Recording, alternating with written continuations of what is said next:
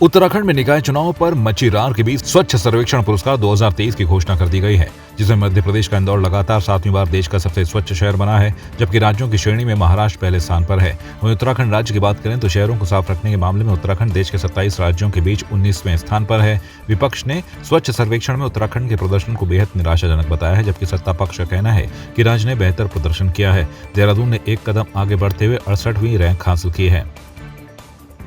देखिए, हम लोग स्वच्छता की दृष्टि से आप जानते हैं, जब से माननीय प्रधानमंत्री जी के द्वारा स्वच्छता अभियान चलाया गया और लगातार पूरे देश के परिप्रेक्ष्य में सर्वेक्षण भी होता है, तो खुशी की बात है कि हमारे नगर निगम को अब की बार 68वां स्थान मिला है।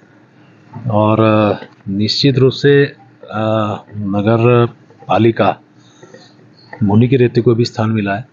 मैं अपने उन अधिकारियों का, जनता का, जनप्रतिनिधियों का बहुत अभिनंदन कर रहा हूँ और सभी से आग्रह कर रहा हूँ कि हम लोग सभी स्वच्छता के प्रति जागरूक हों, ताकि आने वाले टाइम पे सर्वेक्षण तो अपनी जगह है, लेकिन स्वच्छता के लिए जनता को जागरूक करते हुए अपने स्थानों पे साफ सुथरा रखें। यही मैं सबसे अपील भी कर रहा हूँ।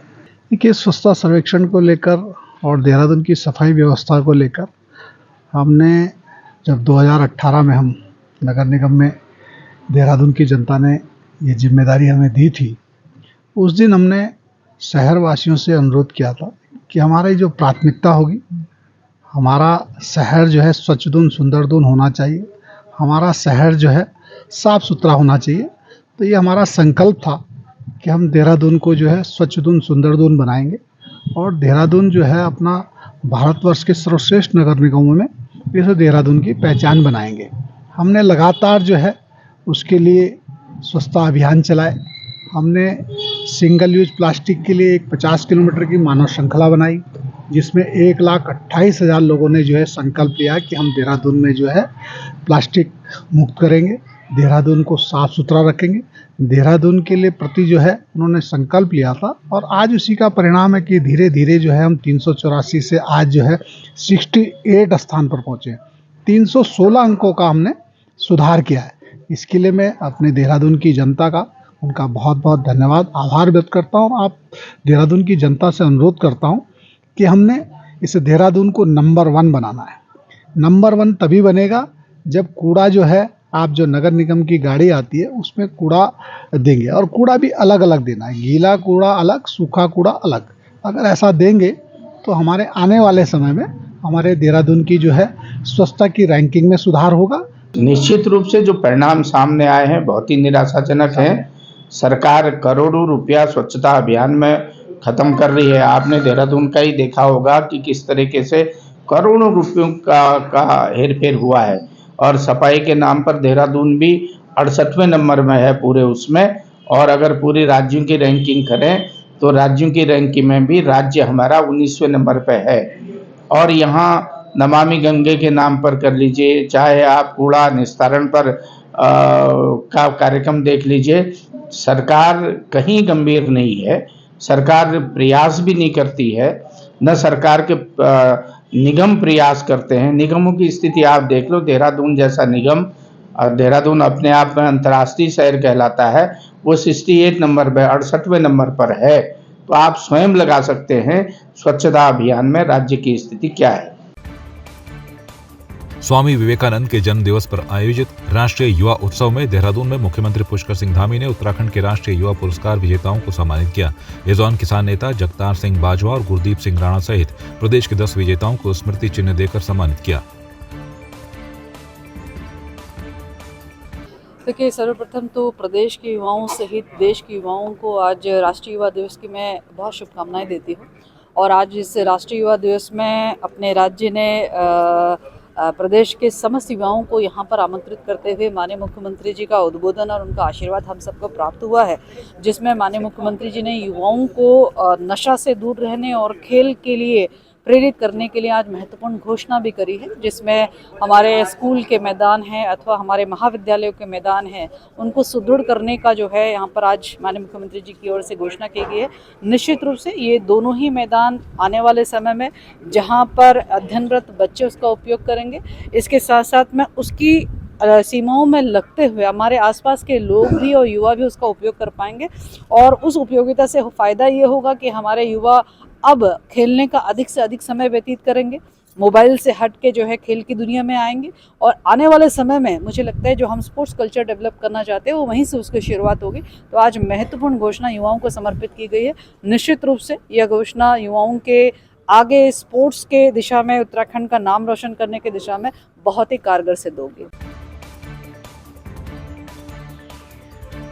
उत्तराखंड में बढ़ती सर्दी को लेकर देहरादून नगर निगम के अपर नगर आयुक्त वीर सिंह बुडियाल का कहना है कि ठंड से बचने के लिए प्रदेश में जगह जगह अलाव और रैन बसेरों की व्यवस्था की जा रही है। उनका कहना है कि हमने 37 लोकेशनों जैसे ISBT, दिलाराम चौक, घंटाघर, सर्वे चौक इत्यादि पर रोज शाम को लाभ जलाने की व्यवस्था की गई है।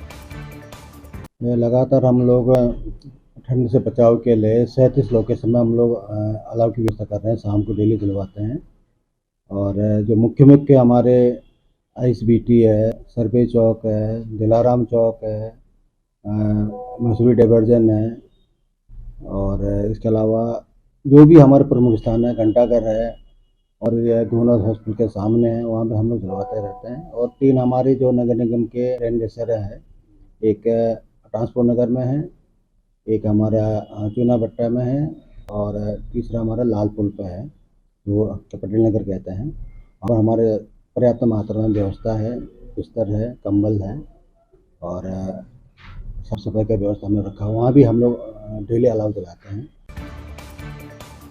देहरादून शहर की यातायात व्यवस्था में सुधार के लिए परिवहन विभाग ने घंटाघर और परेड मैदान के आसपास 2 किलोमीटर क्षेत्र में बिना GPS वाले सार्वजनिक यात्री वाहनों का संचालन प्रतिबंधित कर दिया जाएगा, जिसके लिए परिवहन विभाग की ओर से 1 महीने का समय दिया गया है। संभागीय परिवहन प्राधिकरण ने निर्णय लिया है कि इस क्षेत्र में अब सिर्फ वही यात्री वाहन संचालित होंगे जिनमें GPS लगा होगा। घंटाघर से दिलाराम चौक, सर्वे चौक, बिंदाल पुल, आराघर चौक व सहारनपुर चौक तक यह प्रतिबंध लागू रहेगा। देखिए, ऐसा है कि उसके अंदर विक्रम एक कॉन्ट्रैक्ट कैरेज का वाहन है, जिसके अंतर्गत उसकी मेन उद्देश्य है कि बाहर के क्षेत्रों से सवारियों को सस्ते दाम पर शहर के अंदर लेकर आना। हम लोगों द्वारा यूनियन से वार्ता करी गई है, और सबसे पहला हमारा प्रयास ये है कि जो भी शहर के अंदर का क्षेत्र है वहाँ पर बसों और छोटी बसों का संचालन किया जाए, और विक्रम को नियंत्रित करके ऐसे क्षेत्रों में भेजा जाए, ऐसे रूट्स में जो हमारे पास बने हुए हैं, जहां से बाहर के क्षेत्रों से, शहर के अन्य क्षेत्रों से लोग कम पैसे में शहर तक आ सकें। अंदर हमारी जो योजना है वो 320 बसेस की योजना है, जो कि 10 ट्रंक रूट पे चलेंगे, और फीडर रूट पर 520 छोटी गाड़ियां स्टेज कैरेज के माध्यम से चलेंगी, जो हमारी योजना है। और इसको प्रोत्साहन देने के लिए सरकार अपने स्तर से विचार कर रही है। कैबिनेट मंत्री गणेश जोशी ने कीटनाशक दवाओं के छिड़काव में देरी पर अधिकारियों को जमकर फटकार लगाई। उन्होंने कहा कि कीटनाशक दवाएं समय पर किसानों तक पहुंचे, ताकि प्रदेश में बागवानों को कोई दिक्कत न हो। बैठक के दौरान कृषि मंत्री गणेश जोशी ने बागवानी में छिड़काव के उपयोग में आने वाले कीटनाशक दवाओं का जनवरी माह के दूसरे सप्ताह तक भी किसानों तक नहीं पहुँचने पर अधिकारियों से जानकारी ली। समय पर नहीं मिल पाती। देखिए, आज मैंने, क्योंकि उदाहरण के लिए 15 जनवरी से पहले जो हमारा एप्पल स्प्लिट पे एक ऑयल होता है, वो छिड़काव होता है, और मुझे किसानों की वजह से जानकारी मिली कि वो अभी तक नहीं मिला है। आज ही मैंने अपने डायरेक्टर को अपने पास बुलाया था, और उसके लिए जो जवाबदेह व्यक्ति है, एक तो हमने कहा कि तुरंत इसको अपने स्तर से इसका रास्ता निकाल के आज से ही बीज इसको स्प्रे को देना शुरू करें। और जिस व्यक्ति की लापरवाही से गलती हुई है, हमने उसका 3 दिन का वेतन काटा है, उसका स्पेशल कॉल किया है, और भविष्य में इसकी प्रवृत्ति होगा, हम इस चीज़ को